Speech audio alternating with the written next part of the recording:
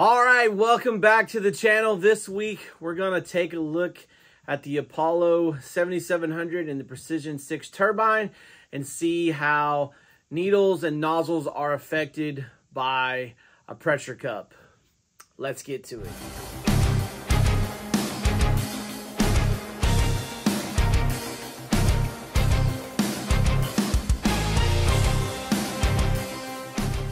All right, welcome back everyone. So last week we looked at air caps. If you haven't seen that video before you watch this one, jump over there and watch that one. It's about 7 minutes long. I'll leave a link in the description below. So what we're going to do this week is we're going to look at what a pressure cup adds to the Apollo 7700. So what we're going to do to explain what's going on is I'm going to take just a standard 1.3 needle in an automotive gun, and I'm going to spray a fairly thick product without a pressure bag, and then I'm going to put a pressure bag on it. Don't get too concerned with that. All we're doing is looking at how it affects flow rates.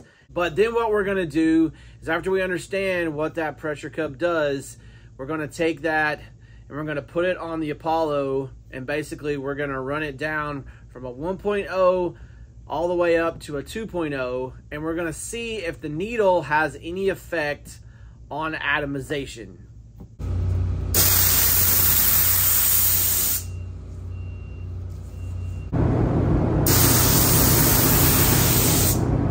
So as you can see, we've got about a 3-inch band, great atomization, but almost no product on it.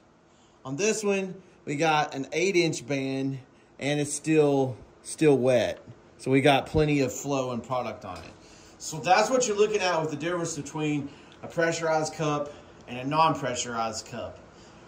So now let's take a look at the Apollo, and let's look at how that pressure cup affects the needle size we use. And what we're gonna do is we're gonna start with a 1.0 and we're gonna go all the way up to a 2.0 using the same coating that I used here. I have the Apollo set up now with the pressure cup. Now we know the pressure cup forces more material out. So what we want to determine now is, how does the needle nozzle size affect this, and does it affect atomization at all?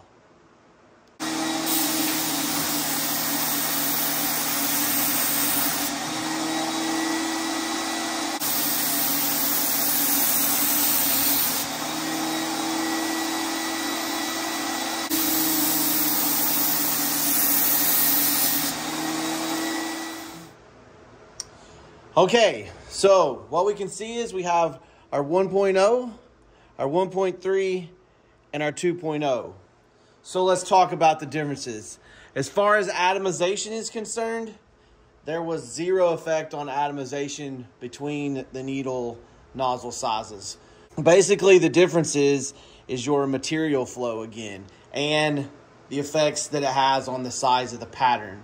So let's go back to the shop and let's talk about the implications of this and what it means. All right, so we've learned so far that the air cap basically controls our fan width and our atomization. And then we have our needle, which controls our flow rate, and depending on the viscosity of the material, can increase your fan pattern. However, what we did learn is that the needle itself, under these conditions, there will affect atomization on these types of guns. So next week, what we're going to do is we're going to throw in viscosity and thinning against these two, and we're going to learn how all this works in conjunction together. And then after that, we'll jump into each one of the different coating manufacturers, and I'll start with the hardest thing. And hopefully by the end of all this, you guys will have a really good understanding on how to get the best results from the Apollo 7700 and the Precision 6. Hopefully this has been informational and you guys are learning something. Remember, test, don't guess. We'll catch you next week.